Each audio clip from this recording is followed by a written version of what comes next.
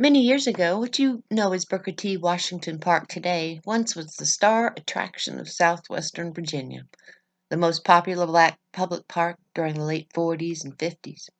Black people would meet here in Roanoke at the park every 4th of July and Labor Day to celebrate the holiday from all over Virginia, and a lot of people from North Carolina would join in the celebration. The parking lot would be filled with school buses and cars. At that time, there weren't any picnic tables in Washington Park, so people would pick out a spot on the grass and spread out a picnic blanket. This would be your spot for the whole day. During those days, we didn't have charcoal grills and open fires to cook on. The food would be pre-cooked from home. There'd be very few sodas, just Kool-Aid and lemonade made at home the night before. We had what you call picnic basket.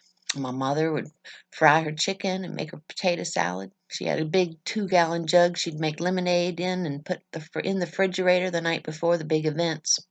My dad, he'd go to the park early morning of the 4th and spread out a blanket under a big tree to reserve our spot before people came. The buses from all over would arrive early the morning of the 4th and fill the parking lot.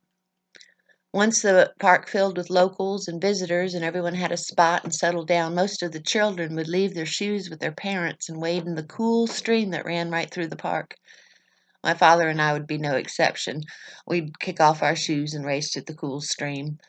Mother and baby brother George would stay, and she'd prepare lunch for us. There were swings and a sandbox, sliding boards, and a giant seesaw.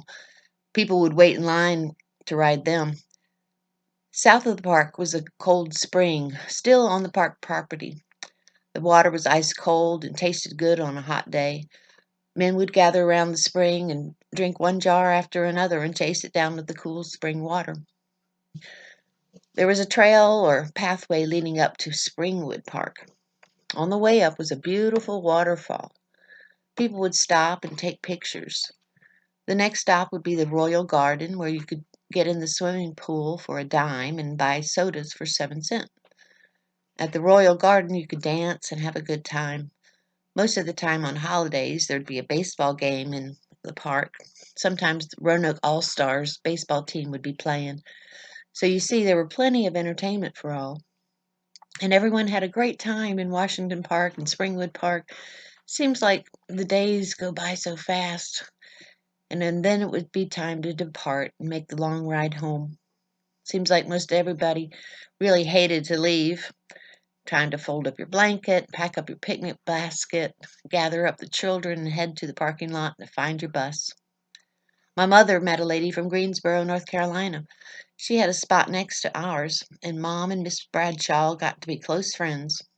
During that time in life, they would write one another and meet every holiday in the park. This went on for many years until Mrs. Bradshaw was killed in an auto accident.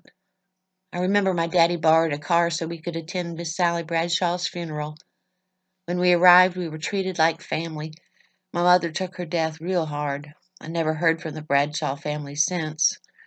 At that time, I was only 12 years old.